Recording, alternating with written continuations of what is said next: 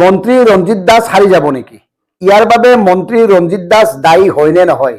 দুদিন পূৰ্বৰ ঘটনা ৩১ নম্বৰ ৰাষ্ট্ৰীয় ঘাইপথৰ পাঠশালা আৰু পাটাচাৰকুছিৰ মাজত এজন নিৰীহ যুৱকক মন্ত্ৰী ৰঞ্জিত দাসৰ নিৰাপত্তাৰক্ষীয়ে গুৰুলকৈ প্ৰহাৰ কৰিছে।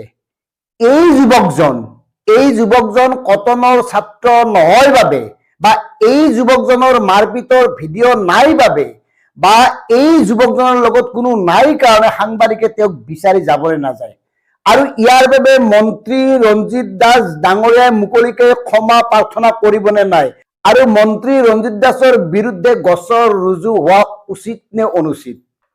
আৰু এই যুৱকজনৰ এটাই দোষ, তেওঁ অভাৰটেক কৰিবলৈ চেষ্টা কৰিছিল মন্ত্ৰীৰ কনভয় কিয় অভাৰটেক কৰিব এজন সাধাৰণ যুৱকে?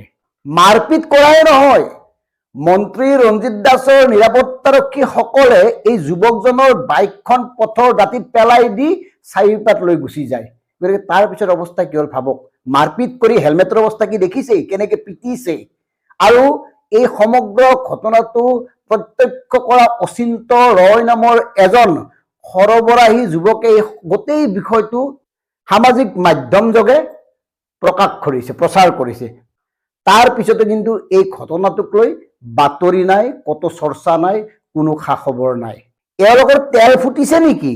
য'তে ত'তে যধে মধে যি মন যায় একে কৰে। মন্ত্ৰী ৰঞ্জিত দাসে কি কৰে প্ৰত্যেকেই জানে, কিমান সফল কিমান ব্যৰ্থ তেওঁ। কেৱল ফটো আপলোড কৰি থাকে, ভিডিঅ' আপলোড কৰি থাকে, তাত পেৰি তেওঁ কৰে কি? যুৱকজনৰ মুখেৰে শুনকচোন। ৰঞ্জিত দাসৰ কনভয় আছিল না আৰু ৰঞ্জিত দাসৰ তেওঁ কোৱাচোন কি হৈছিল, তোমাক কি কৰিছিল? মই একো নাই, মই অভাৰটেক কৰিছো। অভাৰটেক কৰি মোক চেংগেল দিছে, মই থিয়া হৈছো। তাৰপিছতো মই গাড়ী টাউনে থিয়া কৰিলে আৰু মাৰপিট ষ্টাৰ্ট কৰি দিলে। কোনে আছিল তোমাক? যিমান মানুহ আছিল তাতে গোটেইখিনি কি ৰঞ্জিত দাসৰ গাড়ীত যিবিলাক মানে গাৰ্ড আছিল সেইবিলাকে মাৰিছে। কি কৰিম, ওলাই গেল। গাড়ীখন কোনে পেলাইছে? ৰঞ্জিত দাসৰ যিটো আছিল গাৰ্ড আছিল, চাবিটো লৈ গৈছে। আৰু কৈ আছে মই বোলো মাল মদ খোৱা বুলি কৈছে। মদ কোনে খাইছে এইটোৱে বিচাৰ্য বিষয়। ল'ৰাজনক দেখিলে মদ খোৱা যেন লাগে নেকি? সাধাৰণ মানুহ, হয়তো তেওঁ ব্যৱসায় কৰে কিবা সৰু সুৰা, হয়তো কামৰ তাগিদাৰ বাবে তেওঁ জোৰকে গৈছিল আৰু সেইটোৱে তেওঁৰ ভুল হৈছিল। মন্ত্ৰীৰ কনভয় তেওঁ কিয় অভাৰটেক কৰিবলৈ চেষ্টা কৰিব? আৰু তেওঁক ছিগনেল দিয়াৰ বাবে তেওঁ ৰখিছিল। তেওঁ ৰখাৰ পিছত এই ধৰণে মাৰধৰ কৰিছে মন্ত্ৰীৰ সন্মুখতে। এনেকে গুণ্ডামী আৰু কিয় কৰে? পথচাৰীৰ ওপৰত যি ধৰণে গুণ্ডামী, এই এক ধৰণৰ গুণ্ডামী।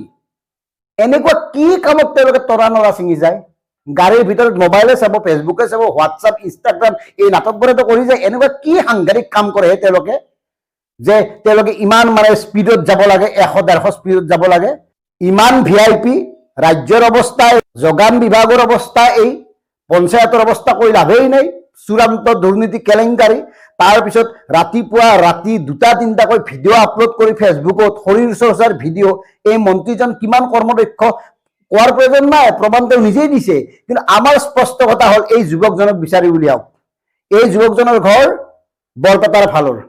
নিশ্চয় পাঠশালা পাটাচাৰকুছিৰ সাংবাদিকে এই কথাবোৰ জানিব। অকণমান খবৰ লওক, প্ৰচাৰ কৰক। কাৰণ মন্ত্ৰীৰ সন্মুখত এগৰাকী সাধাৰণ নাগৰিকক গুৰুলকৈ পিটি যি ধৰণে এক অমানৱীয় কাম কৰিছে, তাৰ কাৰণে কিন্তু মন্ত্ৰী ৰঞ্জিত দাস মূলতঃ দায়ী। আৰু তেওঁৰ বিৰুদ্ধে তাৎক্ষণিকভাৱে গোচৰ ৰুজু হ'ব লাগে আৰু বিষয়টো তদন্ত হ'ব লাগে। মানে মাৰপিটৰ ভিডিঅ' নাই বাবেই যুৱকজনৰ কথাক আমি অবিশ্বাস কৰিম, এই কথাটো হ'ব নোৱাৰে। ইতিমধ্যে প্ৰত্যক্ষদৰ্শী আছে আৰু এইটোও দেখিছে তেওঁৰ বাইকখনৰ অৱস্থা কি। বাইকখন ৰাস্তাৰ কাষত পেলাই চাৰিপাত লৈ যোৱাটো কি ধৰণৰ ভদ্ৰতাৰ কথা? মন্ত্ৰীগৰাকীটো সামান্য কিবা বিবেক দংশন হ'ব লাগিছিল যে চাৰিপাত দিয়া কেনেকে বাইকখন লৈ যাব? তোমালোকেতো মাৰিছাই মানুহজনক। এনেকে চলি আছে এতিয়া গোটেই ব্যৱস্থাটো। গতিকে প্ৰিয় দৰ্শক, নিজেই চিন্তা কৰক আৰু পদক্ষেপ গ্ৰহণ কৰক। ধন্যবাদ।